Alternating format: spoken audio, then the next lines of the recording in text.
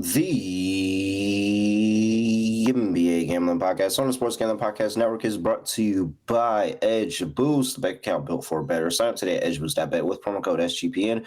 Get a Repstar free terrorist t-shirt. Get a free Repstar terrorist t-shirt. Claim your t-shirt at sportsgamblingpodcast.com/reps.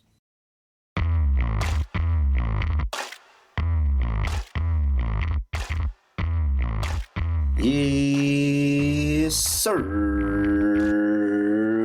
We are back with another edition of the NBA Gambling Podcast on the Sports Gambling Podcast Network.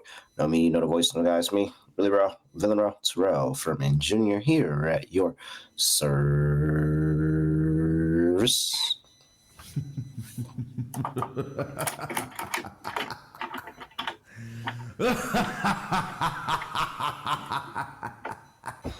All right. I mean, it's game 3. I would like to say the series has gone exactly how I thought, except for some random freaking comeback in game 1 that I don't think I was here to talk about yet. But, however, prayers go out to Tyrese Halliburton. It's a very, very serious issue going on, and I don't think people understand. And I just really, really hope he's okay, because I just never thought that this was going to happen. This is so unfortunate. So prayers, please, everybody, join me in prayer for Tyrese Halliburton. Because we do have breaking news here to start the show. Tyrese Halliburton is dealing with a lower leg thing. That's exactly word for word what it says. He's dealing with a lower leg thing. I really, really hope Tyrese Halliburton's lower leg thing, it really, really, really gets better. I hope he's okay. I don't want any excuses. None at all. All right. Also, because there's so many breaking news in the NBA, it's been a while since I've been here. The Pacers have now named streets around the arena after Pacers players. I would like to see the outrage. I would love to see the outrage that everybody had. By the way, this is game 3 that they named the streets after Pacers players. Just throwing that out there. Scott Studio Reichel. Scott, what's going on? Scotty, beam me up. Surprise. Yeah, ended up seeing the Thunder dominate game 2. It felt like I was watching a carbon copy of game 1 without the alternate ending, which kind of surprised everyone. But yeah, the Thunder have dominated. Is that the one future that Dr. Strange saw? Pretty much. That's the one future that the Pacers need in order to win one of those 2 games. But yeah, the Thunder have outplayed the Pacers for about 93 out of the 96 minutes, and it's 1-1. So you can look at it both ways. Either Indiana should be happy they stole home court advantage. In theory, if they win out at home, they're NBA champions. On the other hand, the Thunder might look at it and go, oh, we're going to kick this team's ass because we're better than this team. So you can look at it either way. But Indiana did what they were supposed to do, which is go into Oklahoma City, find a way to win one game. But game 2 was very, very similar to game 1, with the exception of the last 3 minutes, because the Thunder killed that team.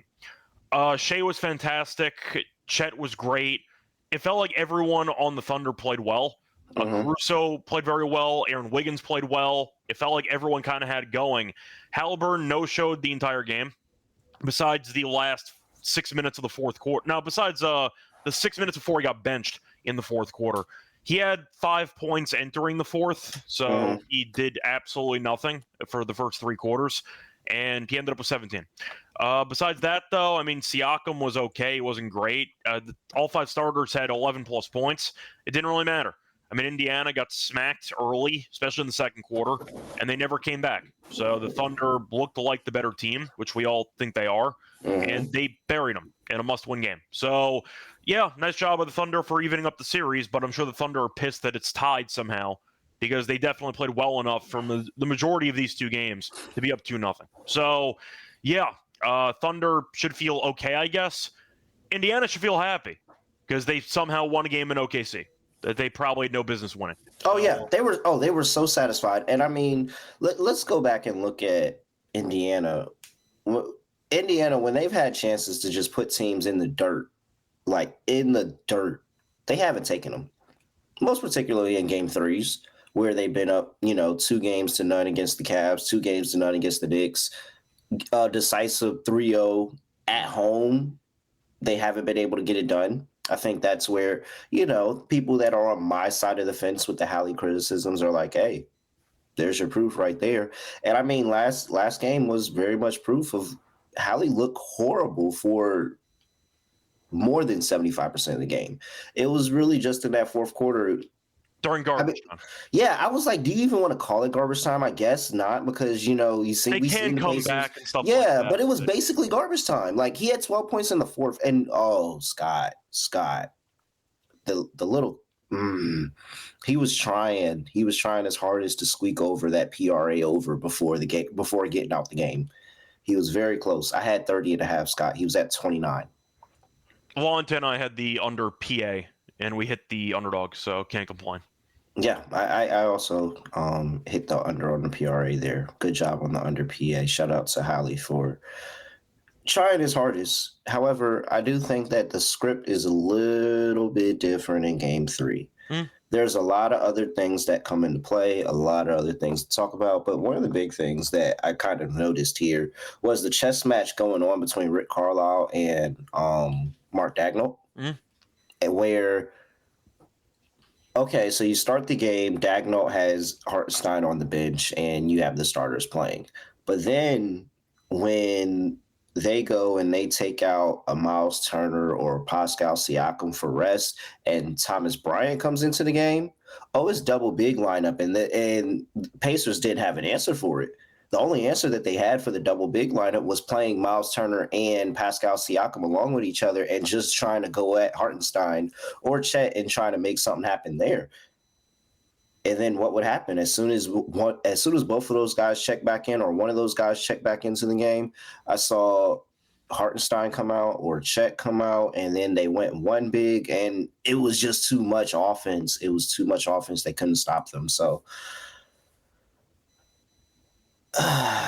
I'm very interested to see Daigneault, who a lot of people criticize for his lineups in game 1, and that being the reason why they lost the game. He really felt like he was in control of the entire game, and whatever Rick Carlisle had a lineup, he had a counter for it. Yeah, I'm starting to kind of equate the Daigneault stuff into just a bit of Ty Lueism, where he is willing to just experiment in game 1 no matter what the cost is. Just try stuff out. Interesting. And he eliminated. I didn't think about that's a good comparison. I didn't think about that. I look at it now. The Thunder have been better in game 1 for the most part. I know they punted away game 1 against Denver for different reasons because of fouling down the stretch and the Gordon three-pointer. But the argument is still there that Daigneault seems to be willing to invest in some, I'd say, questionable lineups and rotations early in a series to immediately disregard certain players and to try to find some types of pairings that he actually likes. So something to keep in mind. I think maybe you could argue I'm reading into it too much, but I do feel like I've kind of noticed that with Daigneault, where he was playing Mitchell in the first half of game 1 for like 4 minutes, and I'm like, what are you doing right now? And then he just won't play him again. So maybe it's that. It's like a Ty Lue thing where he just tries to the wall just to see if he can go into something later in the series. Maybe. But game 2, they look very good because they needed to. Yeah. All right. Let's get into game 3.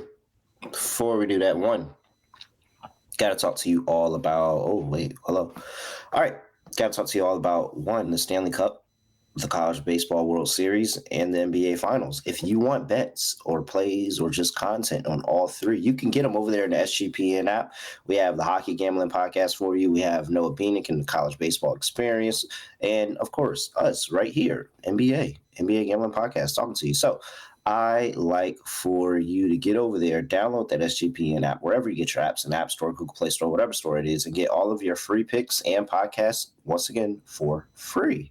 Also, I want to talk to you about Edge Boost, first ever bank account built for bettors, ensuring all gambling transactions are approved. No usage fees, no minimums, no earn cash back rewards. 100% approval for all betting deposits. Sign up today at edgeboost.bet with promo code SGPN.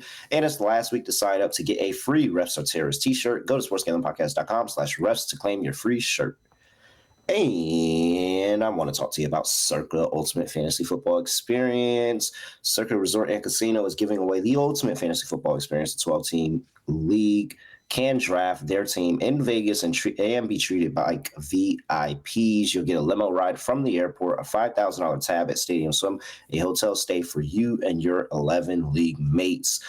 Also, if you don't win the contest, you can get some nice discounts over there at the Circa properties. I got a 15% off code for you, SGP15, SGP15.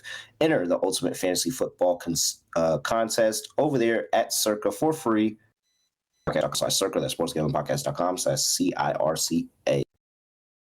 We're in game 3 of the NBA Finals. Oklahoma City on the road going to play the Indiana Pacers. Pacers are catching 5.5. 228.5 is total.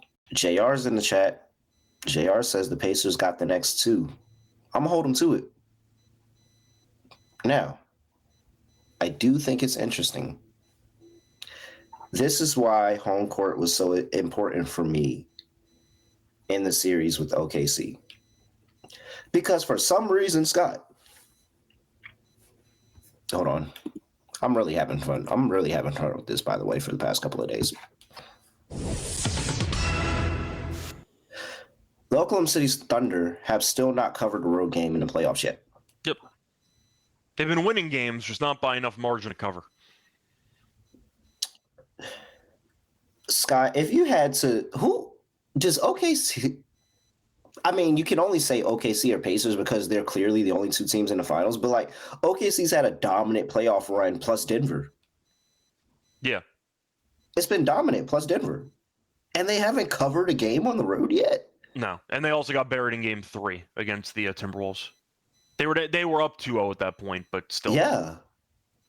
And they should have lost the game to Memphis, and Ja got hurt. They were getting blown out in that game too. That was all Game 3, I think. But so that's where we start. OKC's road woes in the playoffs. They've been very bad to the spread. They've been very bad to the opponent team total. However, I think the situation here is just slightly different because it's 1-1, Scott. Yeah. Now, it was 1-1 in Denver. But I mean, I don't know if you want to give the Pacers hope and let them be up 2-1 here, but the line's 5.5 here. I'm curious what you're doing. Yeah, for the record, the only time the Thunder were tied 1-1, they did end up losing Game 3 to Denver. So they actually did go down 2-1, and they won that ugly Game 4. But I think I am going to take the Pacers plus the points. It might just be I'll believe it when I see it type thing, and I feel like people have been chasing the Thunder on the road all postseason. And they are still chasing because they've not covered a single road spread. So the problem the Thunder run into when it comes to covering is that they're favored in all these road games because they are power ranked so much more, I'd say, highly than every other team they faced. Indiana got outplayed for about 93 of the 96 minutes that they played in OKC. So I understand why the Thunder are favored in this game. Having said that, 5.5 does feel pretty large to me. Indiana's had a very good home court as well in the postseason. Not as good as OKC, did drop a game to the Knicks. Then again, they also led by about 20 in that game, and they blew it. But the point is Indiana has been a solid home team so far. The crowd should be into it. Indiana, you could argue either they were playing with house money and kind of rolled over in Game 2, or the Thunder just outplayed them in a must-win game. But it did feel like the urgency was there for OKC, and it wasn't as noticeable for Indiana. Halliburton took a nap. He has a leg thing, whatever that means, but we'll see what happens. Either way, point is, for this game, the Thunder could win and not cover. We have seen that happen multiple times in the postseason, where the Thunder beat the Nuggets by 5 in Game 4. They didn't cover on the road. They beat Minnesota in Game 4. They didn't cover that either. There is a chance the Thunder win this game by like 3 points, and it comes down to the wire. But I'll go with Indiana. I think the spread's too high. I do think as bad as Indiana has looked in the majority of these first two games, we know the Thunder are just a completely different team at home compared to the road. I'll buy into that. Give me Indiana plus the 5.5. Not saying they're guaranteed to win the game or anything, but I do think this game comes down to the wire. Give me the Pacers plus the points. If the Pacers are in the game, how are they in the game? Well, the Pacers do what they do best, and I think most teams do what they do when they play OKC. When I get to the fourth quarter, I just want to be in the game.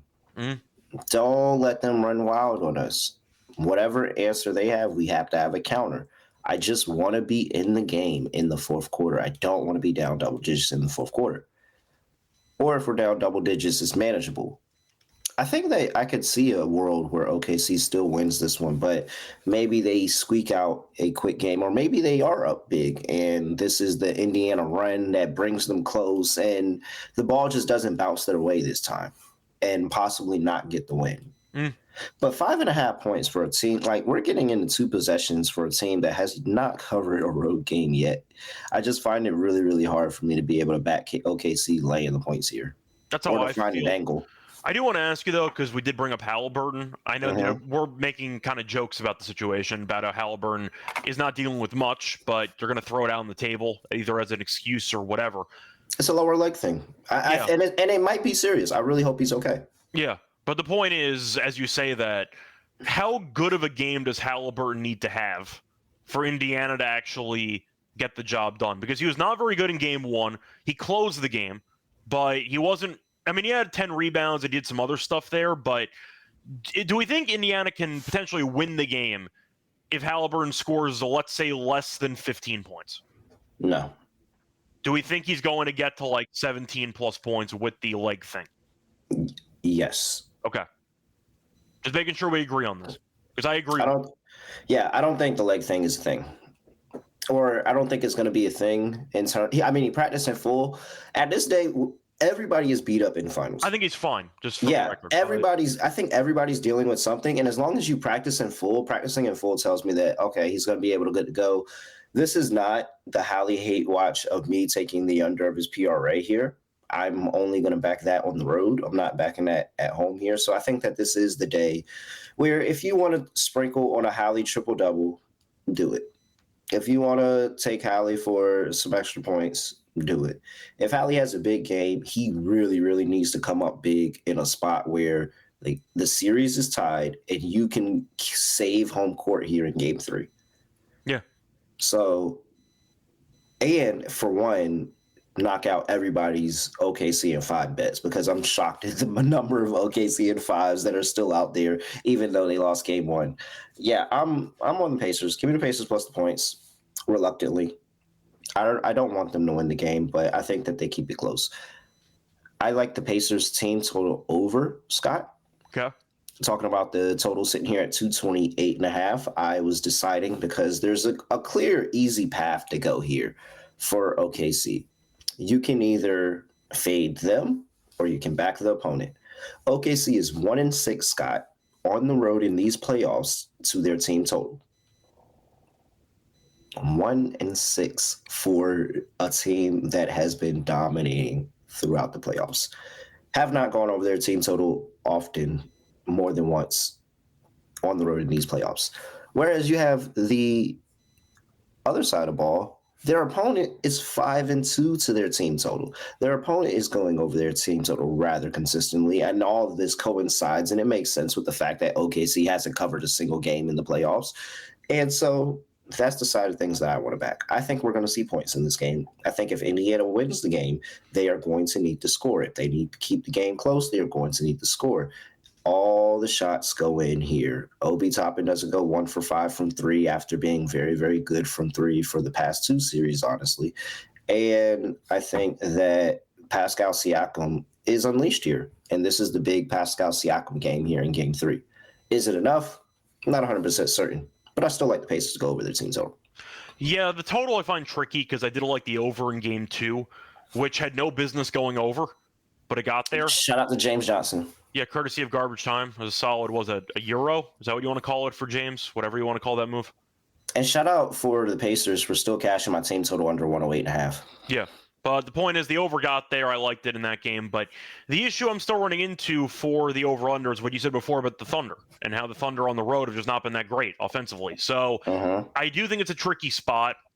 The first halves of these first two games have been disgusting, and the games have exploded late. The thing is, it's in Indiana. Do I think Indiana blindly ramps up the pace and they end up trying to force a track meet early? Or do I think it follows a similar script to the first two games where it's low scoring and then it kind of opens up as the game goes along? I'm not sure yet. And a part of me wants to consider the under in the first half, but I'm wondering what adjustments Indiana is going to make. And one thing I think they have to fix, the amount of opportunities in transition. I know the Thunder are a great defensive team in transition, but if you limit the Pacers to being a half-court offense, they have problems. Indiana has to run. I don't think they have a choice, and I think Indiana might go out of their way to, I don't even want to say avoid playing defense on certain possessions, but to sacrifice certain defensive possessions in order to keep the pace flowing and trying to keep the Thunder's defense off balance. Because in the half court, I don't think the Pacers can score on this team on a consistent basis, and I think they need to push the pace. So I guess I'm on the over again, just hoping for either a higher scoring first half or keep the second halves flowing. But I do think Indiana has to play faster. They have to try to force the Thunder into some uncomfortable situations. And it felt like the Thunder defense was just constantly one step ahead the entire game too. So I'll go with the over. I'll back the Indiana pace element. Then they have to get more in transition. I agree about Siakam. Mention props in a second. But I'll go with the over, and I'll go with the Pacers plus 5.5. I wonder what the psyche of a lot of people are, especially playing the total of that game, because my homeboy definitely had the under, and he was sick.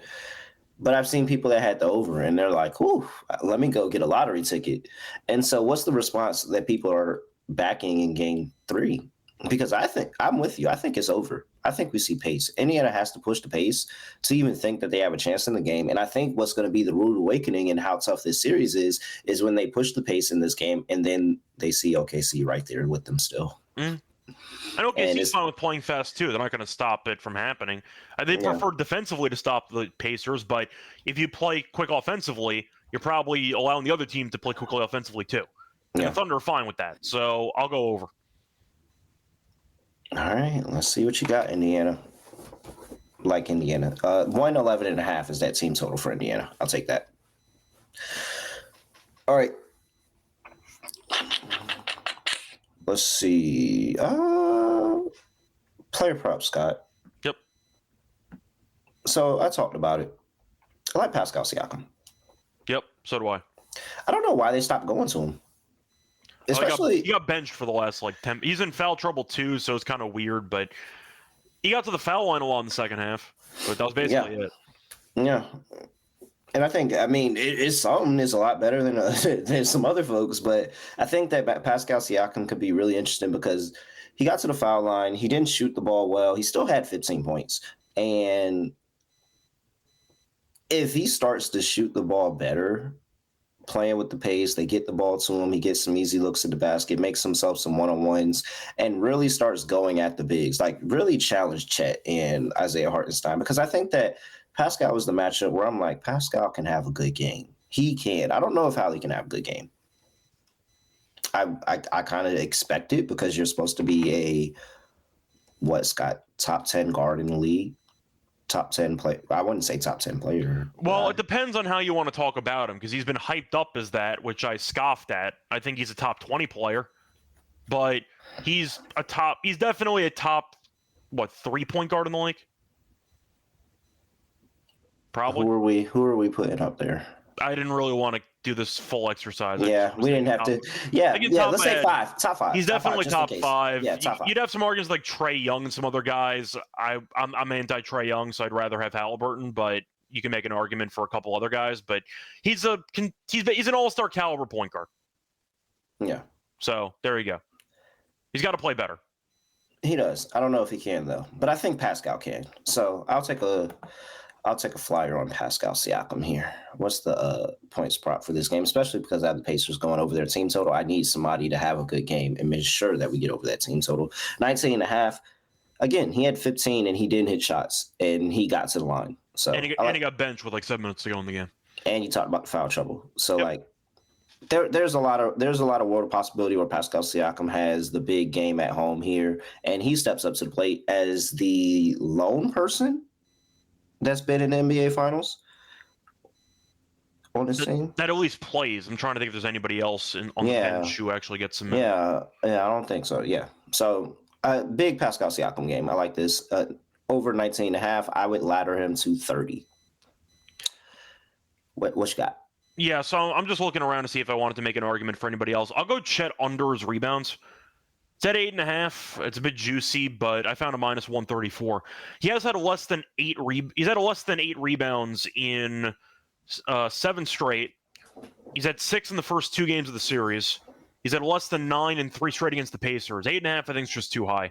I understand Chet had a great game in Game 2, mainly based on points. I think Hartenstein's been great, but Chet, rebounding-wise, has not been as dominant as people were kind of hoping he would be. And that's been kind of a common theme. So I'll go with the Chet under his rebounds. It's going to segue me, though, into Hartenstein, though. Over rebounds? For Hartenstein, I was wondering if I wanted to go for the over rebounds or PR. Because he's actually been very solid. His points are only at 7.5. He had 3 in Game 2, so I guess I'm just going to go for the rebounds there. But I do think 7.5 rebounds at plus money is appealing when he's had 17 the first 2 games.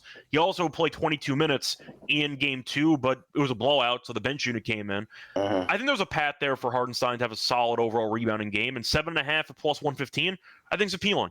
So I don't mind that. If you want to do a parlay leg at 6.5 at minus 155, I don't mind going with potentially that as a parlay leg, but I think 8 rebounds is very realistic for Hartenstein in this game. He's already done so in the first 2 games of the series.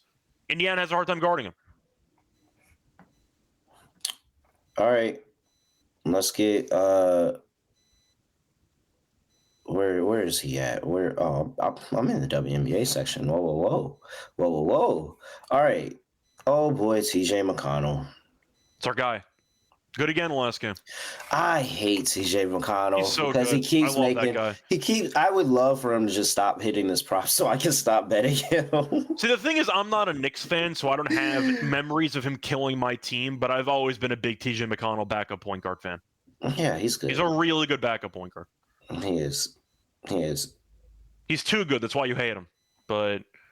And it keeps making me money every time I bet it, man. Like, I would love for this to come through and not hit a time I bet it. But it's like the times that I don't bet it, it's the times that it doesn't hit. Yeah. And every time I bet it, it hits. I'm sorry. Give me TJ McConnell over 10.5 points and assists. Sean Stacking Money Green loves the, the RA? I've been taking the PRA as kind of like the best of. I feel like we all, and that's the crazy thing. I feel like we all been betting TJ McConnell, and they've all been cashing, betting him different ways, and they cash every time. Everybody's been betting him different ways. Sean loves the RA. He's been betting RA at 5.5, and now that's moved up to 6.5. So Sean probably doesn't like that as much anymore. But the RA at 5.5 was cashing a lot for him. You've been betting the PRA. I've been betting the PA. He's been good. Mm-hmm. You look at the PRA over 13.5 at plus money. He's been over this line in 1, 2, 3, 4, 5, 6, 7 of his last 10 games. And you look at what he did against the Oklahoma City Thunder. And he's been over that in 4 of the last 6 versus the Thunder. I mean, so the PRA, like I said, good play there. PA's been really, really good as well. He's been over the PA in 5 of 5 against OKC, Scott. And in his last 10 games, he's been over in 7 of 10 as well. That's at minus 118. So you're getting plus money on the PRA at 13.5. You're laying a little bit of juice on the PA at 10.5. Both have been really, really good. So, yeah, I can't say nothing bad about TJ McConnell, even though he's killed us. He continues to make me money. Yeah, I'm going to throw one other guy, though, on the Thunder that I am going to fade. If we are picking the Pacers to play well, we need some supporting cast guys on the Thunder to kind of no-show this game, or at least to have, I'd say, C-minus games. Give me J-Dub. I'll take the J-Dub under a 32.5 PRA. If you want to go for some other angles for J-Dub, you can. If you want to go for, like, points or something. But I just think this number's too high. He's gone under this number in 3 straight. He has been quite bad on the road recently with this number. He's had a less than 24 PRA in 3 of the last 4 road games. Against Indiana, he's gone under this number in 4 straight. So in the first 2 games, he had less than 30, and now he's at 32.5. I don't know why he got a bump in PRA when Chet has been playing better as the series gone on. J-Dub has been fine. He hasn't really needed to do an insane amount offensively because Shea's dropping 35 every game. Chet played well. Caruso and Wiggins combined for about 40 points. I think J-Dub PRA is too high. Once again, he's at less than 30 in both games of the series, and he's at 32.5 at minus 115. I think it's too high. Give me the under on J-Dub PRA. I agree. I was wondering who I wanted to fade to in terms of scoring. I was thinking Dort. Okay. But I think you sold me on getting off of that and moving over to the J-Dub side. It could be both, but the point for J-Dub is that I think he's a solid player. But Shea has the ball in his hands so often that J-Dub can get relegated to being a secondary option and basically a spot-up shooter when Shea's trying to ISO or when they try to operate with pick and rolls with Hartenstein and Chet. You do kind of force the supporting cast to roll out into off-ball situations, which does limit his stats. So that's kind of why I like it. Dort can still get the catch-and-shoot stuff. I'm not exactly a big fan of, once again, his overall three-point consistency for Dort, but there is a path. We saw that in Game 1. Yeah, I'm looking at the splits, by the way, Free, and he's had some good road games, but he has gone well under this in 3 of the last 4 road games he's played in. So I don't know if I'm going to care much about the Memphis games, for example, because that team stinks. Against Denver, he was really bad in the last 2 road games. Against Minnesota, he was very good. He had 34 points in the final road game. He had 19 in Game 3. So I think, once again, he had one insanely great game for Game 4 where you had basically 270 combined points. Besides that, he's been fine. So, yeah, Free, it says 7 of the last 10, but he's gone under in 3 of the last 4. So that's how you want to divide up the filters, but the under and the 3 of the last 4 is it's rather concerning just because of how it's gone under. I mean, 19, 23. Let me look at this other one. Yeah, like he has 6 points. Like it doesn't 6.7, 23. Yeah, it's not good. It's not good. 10 points. Yeah, I'm and we've been good fading J-Dub. I feel like whenever we have said a J-Dub under, we've been pretty good in him not having the big game that game. So yeah, I think I'm sold with you. I really did want to find that Thunder player, and I just didn't think it would be SGA. I just don't think they have an answer. So I think SGA is going to get his, but I could see it not being J-Dub, maybe not being Dort. I was also considering if it wasn't going to be Chet or not, but I think you sold me on J-Dub here. I feel like if we're going to give Indiana a shot, though, we got to pick some guys in OKC to kind of not show up in the game. And Chet does kind of check the box of a guy who's either going to be very hot or very cold. Yeah. And you can tell immediately if he's going to have a good game or a bad game. But the fact is, J-Dub's stats are the second highest on the team for PRA by comparison to other guys. So if I'm going to question the supporting cast, I'll question him because his number is just higher than Chet's and higher than the other guys. And we've seen J-Dub have a couple of underwhelming games on the road so far this postseason.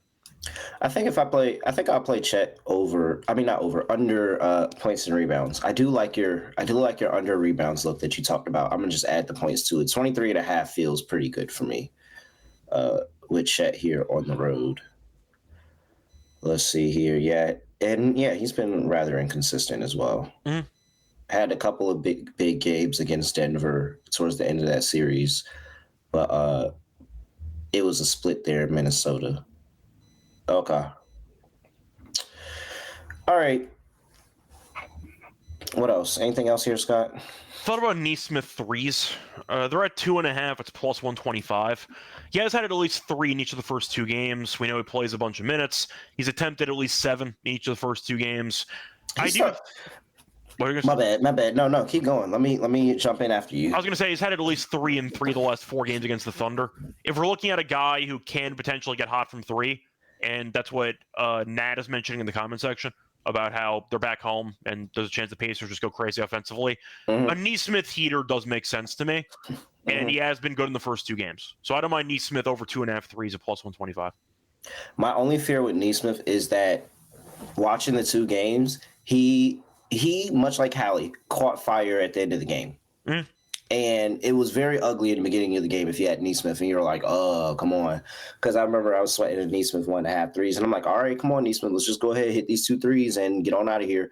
And it took a little while. But then when he hit it, it was boom, boom, boom. He hit like 2 more not too long after. And he finished with like 4, I think. So that's the only thing with Neesmith. I think it's a good play, though.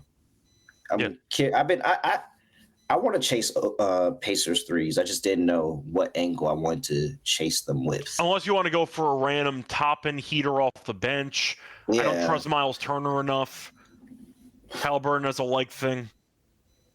Toppin's really, really good. To argue Nembhard, maybe? Yeah, maybe. Dog, that step back 3 is still sitting on my mind. Yeah, I know. The problem is it's one of the only threes he's basically made in the series. And Siakam's been kind of a mess from the outside up to this point, so I don't really want to take Siakam threes either. I'd rather just wait with the points with Siakam. All right, I'm gonna figure it out. I haven't gotten there yet, but I'll figure it out. All right. Let's see here. Let's talk about Underdog, because you can head over there to Underdog and get down on a whole bunch of fantasy projections of your favorite players. The extender is still going on. You have a 60% bonus for this game here. Game 3 can get 70% in game 4, game 5, 80%. Let's see how far we can get this to go here. If you like the Pacers, you like a long series, that means we get more bonuses. So go sign up with promo code NBA SGPN, claim your special pick and first time deposit offer up to $1,000 in bonus credits. UnderdogFantasy.com, promo code NBA SGPN. We're also brought to you by Rhythm. I know you've heard us talk about Rhythm before, but you ain't heard about this. They got their new power trends, AI detected patterns where Rhythm's models have consistently won and have a high ROI. So that gives you what? More winners, more specific winners. Power trends are updated daily and exclusive to Rhythm. No touts, no noise, just clean data-backed bets. Download the Rhythm app, check out power trends, and start betting smarter. Get a 7-day free trial going there over there at sportsgamblingpodcast.com/rhythm. That's sportsgamblingpodcast.com/RITHMM. We're also brought to you by mybookie.ag, your place to bet every single sport, including the NBA Finals and Stanley Cup. They accept customers from a ton of different locations and easy deposit with lightning fast payouts in cryptocurrency. Use mybookie.ag, promo code SGPN for 100% deposit match up to $1,000. Terms and conditions apply. That's mybookie.ag, promo code SGPN. Do we have a mojo for NBA, Scott, or is it just me? Is it just me going again? I think we're fine. Yeah, I think it's just me going again. I'll go first. Lock. I'd like to emotionally hedge this. Give me the Pacers plus 5.5. Pacers keep this close or actually win this game. I'm going to be annoyed. So I might as well have money on it because I actually do think that they're live on the spread here. OKC is yet to cover a road game. Like, sometimes it's that easy. They haven't done it. Mm-hmm. If you told me the Mystics' first half was 7-0, I'd be all up arms. And I'd say bet it again. Keep betting it. I mean, it's 7-0 fading OKC on the road in the playoffs right now. Got to keep doing it. Plus 5.5 for the Indiana Pacers. Lock. Dog.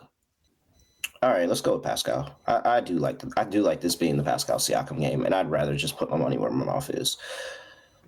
So we've got Pascal Siakam alt spread on points going up to 25 at plus 270. 25 plus points. Pascal Siakam. All right, so for my lock, last episode, I had Case and Wallace fading with the PR. They dropped it again. This time it's at 9.5. Yeah, I'm still going to take it. I'm going to go with the under on Case and Wallace PR because he has not really come close to going over this number so far. He's had less than 10 PR in 3 straight. He's had less than 9 PR, actually, in 3 straight. Against Indiana, he's been quite bad. He has had a less than 9 PR in 4 of his last 5 games against the Pacers. In Game 1, he only had 8. He still played 30-plus minutes, played 33 in Game 1. I said that was way too many. I thought he'd be bumped down to about 25. He played 22.5, give or take. I think that's the right number, 22 to 25 minutes. We saw Chet wake up again. We saw Wiggins get some run. I think that Kaysen is a fun young player, but his role is basically being a 3-and-D guy who's not going to rebound much. And as I said before about J-Dub, but in a more extreme case, him and Caruso are there solely for defense and to stand in the corner. So I do think the points could be a bit questionable if his shot is not falling or if the attempts are not there. The rebounds have not been great either. I won with it the last episode. I'll run it back. Give me Case and Wallace under 9.5 PR at -130 as my lock. For my dog, give me the Pacers first half. I'm going to go with the Pacers first half -2.5 plus 200. I think the Pacers, if they're going to win this game, I know they're the comeback kings. They got to start off faster. They have had some really bad first halves in the series, and I do think going back to Indiana with that crowd, there will be a greater sense of urgency going on for Indiana. The pace might play a factor. Maybe they start full court pressing Shea a bit. Who knows? We'll see what happens. But I think Carlisle will have a nice game plan surprise for Dagnall early in this game. And you mentioned the Thunder. We've talked about before being bad ATS on the road this season. In the postseason, I mean. They have really not been very good early in these games. It's not like the Thunder are falling apart in the end of these road games. They are kind of just imploding early, and from that point forward, they're kind of, behind the 8 ball trying to come back. Give me the Pacers to get off to a good start in game 3. Not saying they're going to officially win the game, but I think they're leading at half. Give me the Pacers first half -2.5 at plus 200 as my dog. All right. I am jealous, Scott. I'm not going to lie. Did you even think of it? Yeah, I am. As you were saying it, I was like, oh. I think you'd agree, though. Like, Indiana can come back, but if they're going to win this game, they really can't afford to be trailing by double digits in every fourth quarter. They have to come out faster. So, yeah, no, you're right. No, you're 100% right. Like I said, at this point, I didn't do it. All right. Let's see, Underdog. What can we cook up here? Good old Underdog Fantasy. Why do I have to log in again? They've been making me log in a lot. Underdog is Case in at 8.5, so I'm not going to bother with that. I'd rather take 9.5. All right, let's see. Siakam points we can go with at 19.5. All right. I like playing the J-Dub play. I don't care what the chat has to say. That's fine. So we got Siakam higher, we got J-Dub PRA lower, and we can throw in our boy, TJ. Oh, yeah. Let's throw him in there. All right. Are we playing him your way or my way? We'll take the all-encompassing PRA. All right. McConnell's so small, but you'll look up and he'll have 2 rebounds in like 4 minutes, and you're like, why does he have 2 rebounds? And because everyone is already ready to break it's out. It's the threes, man. I'm convinced it's the threes, and they be breaking them threes so hard that he's standing at the 3-point line and is like, oh, okay. See, I look at it differently. I think the entire bench unit wants to run so badly they kind of clear out to let TJ get a run start. Just go ahead, get the ball. Go ahead and get the ball and get it started. It's like some of the Westbrook rebounds on OKC. It's like everyone's already just ready to run down the court that he's uncontested for. He's the only person. He's the only person getting them. He's getting the ball anyway, so like sure, just grab it off the glass. Saves us a pass. And we can get down the court. All right. Yeah, that's how I look at it. All right, we got J-Dub lower, 32.5 PRA. We got Pascal Siakam higher, 19.5 points. And we got TJ McConnell higher, 12.5 PRA. 5.5X, Scott. $100 gets you $550 over there, Underdog Fantasy. Make sure you use that promo code NBA SGPN. If you want to use your extender bonus on this one, 8.2X. Okay. All right, with that, anything else for people before we get about here, Scott? Not really. Check out the W. Of course, I believe we're having a show tomorrow morning, so keep an eye out for that. So we will have basketball content in the normal time slot at 11 a.m., but it will not be NBA stuff. And go Valkyries. Nice money line dog for me yesterday on the show. Shout out to the Valkyries. Shout out to the Valkyries for also cashing a money line dog for me and cashing another one on team total, but not. What a brutal first half. 17-5 run. I know. Brutal. But you know why? You know why I'm okay with it? Because I 250. I told you, well, that too, and it also they killed the spread with that as well. So it was really bad all around. But I told you, Mystic's first half took an act of God for it not to hit. 17-5 runs at the end of the half don't happen often. Scott, I can't wait till Saturday. Yep. The first bet I'm making on Saturday. Easily the first bet I'm making. All right. As against the Showers? What? He's at Reichel Radio. I'm at really___. Make sure you give us a follow on X. Make sure you give us a follow at SGPN NBA. And hey, we will also be on the Mothership show in a few hours, actually. Yep. Believe in 2.5 hours. 2.5 hours, 7 p.m. Eastern on, what is today? Tuesday? Yep. Tuesday. Join us, Sports Gambling Podcast. Me, Scott, Sean, Ryan, breaking down Game 3. Be there or be square. With that, there, I have nothing else to say. Nothing else to do. No other way of ending the podcast. Just going to end like this. We are... Oh, Nat Turner said Pacers will win the next 2 games, too. I'm really going to hold all of y'all to this. We're out of here. Basketball, gimme the ball because I'm gonna